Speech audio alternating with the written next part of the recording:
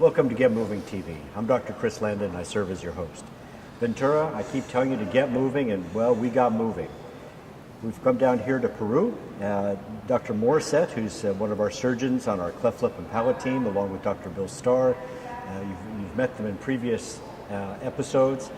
Dr. Morissette kept telling us we needed to come down to Peru. There's someone here doing good work. Someone from a classmate from Notre Dame, and we should just get in a car and drive down, or perhaps several planes and foreign airports. And so we're here with Father Joe. It's unbelievable the amount of things that have been done. So we're going to make them as believable as possible by introducing you to Father Joe, who's been the driving force behind a lot of good work. So, Father Chris, Joe. It's great to have you and your team here this week. It really is. Well, without Mike just telling us about your time at Notre Dame and kind of your personal journey to getting here, how did you get from Notre Dame? You graduated. We've had kids on our show who just don't know quite what to do with their lives. Sure. We try and turn them to fundraising or helping us with events. And how did you start your journey here? Well, Notre Dame had the tendency of pointing us to doing something good for the world. It was just a tendency, especially for the poor. And Father Hesburgh, the president, told us 20% of the people in the world enjoy 80% of the world's resources, but 80% of the people in the world only enjoy 20% of the world's resources. Well, I figured I'd had my share. I had a very enjoyable youth and a good education. So I figured, well, I'm going to see what I can do for those who have not had the same opportunities. So where did that start? Because again, even with that kind of direction, and to know that people actually listen to those addresses is wonderful. But where did you start? Did you start in the town you grew up in, or? Well, Mother Teresa of Calcutta had won the Nobel Peace Prize my senior year at Notre Dame. And I figured, here's a voice that has found a valid way of serving the poor. So I went to the South Bronx to work with her sisters. And she would come to visit from time to time, but there was a soup kitchen, a refuge for men that were living on the streets. That's where the journey began. So there you are in the South Bronx, and you were there for a year, or? I was actually there for about, I guess, 3 years, yes. So there you are. You've graduated from college. You spent 3 years. Where did it lead you to next? You're here, a tall foreigner in a foreign country. Seems like this is a long Well, from the South Bronx, we moved to Tijuana, Mexico, and I was in formation to become a priest for the poor in Mother Teresa's group.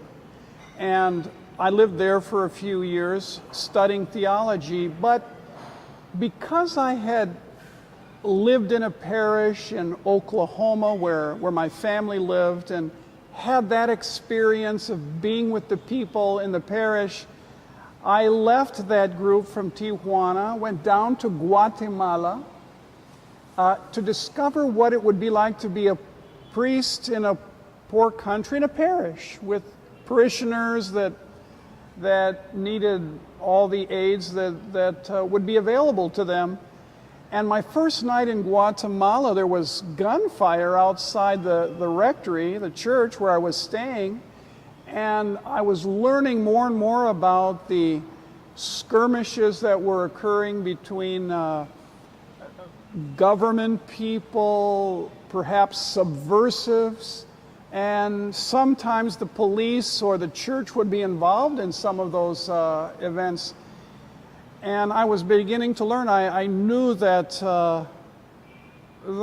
God wanted His people to live in peace. I felt I had a message to offer that we can together, wealthy and poor,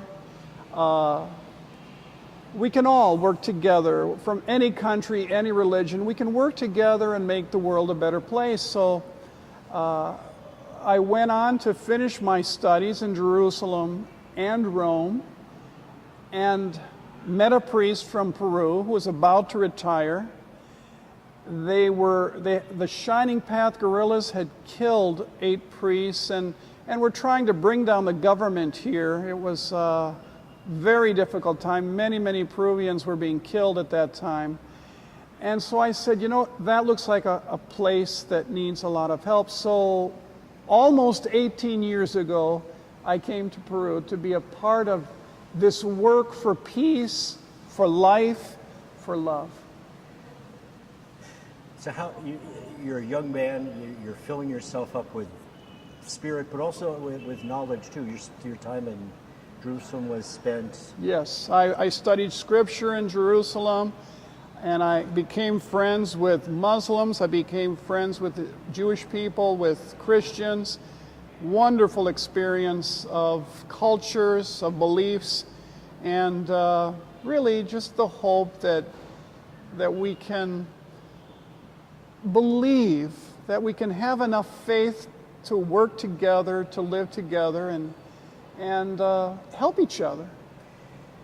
And when you chose this spiritual path, it could have been, I guess, as a Muslim or as a rabbi, or you chose the Catholic religion. And the Catholicism, which I'm familiar with, is one of service, love and service. And within the Catholic Church and the organizations here and the politics here, what part of the Catholic Church appealed the most? Is there an order that gave you that freedom to meet your spiritual Well, needs Mother as well? Teresa of Calcutta really was my hero. She wanted to help the poorest of the poor. And the way she wanted to help them was by doing little things with great love. And that appealed to me. I did not see myself as a person that could do great things. No, not me. But I believed that I could do little things with great love. And so I was learning from her that that would be a road that I could take. And Mother Teresa, her support came from many people. Your works here, the small things that you're doing, who supports those? Well, many people, I do have relationships with parishes in Oklahoma, in Milwaukee, in Chicago that support the work for the poor. They believe that this work will be done. They trust us. And a wonderful staff has been formed here in Peru to carry out the works that so many people want to support. So there are people in the United States, especially in parishes, that support these works.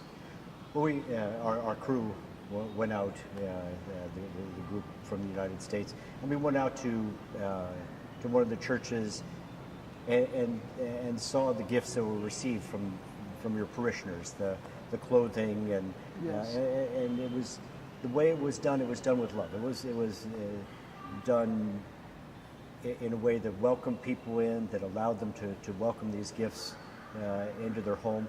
I've been amazed walking the streets why so many people seem to be dressed so stylishly, and the latest in Japanese T-shirts and the like, and I think that gave me a hint as to why. And I'm hoping your parishioners will see through video what it is, how these things ended up for them. I do too. We want to provide a trustworthy environment. So many people want to help, but they want to know that the help that they offer truly is getting to those who are in need. We try to assure that, as you mentioned, in a loving way, in a way that respects the dignity of the person who's receiving the service or the gift, that they don't feel belittled, or we do not create in them a sense of an entitlement or a sense of greed or ambition, just rather that we see that you could use some help, we would like to share this with you. And the response from these people, which we enjoy seeing, is one of gratefulness. Thank you. Thank you. We did have a need, and we are grateful that you were able to help us.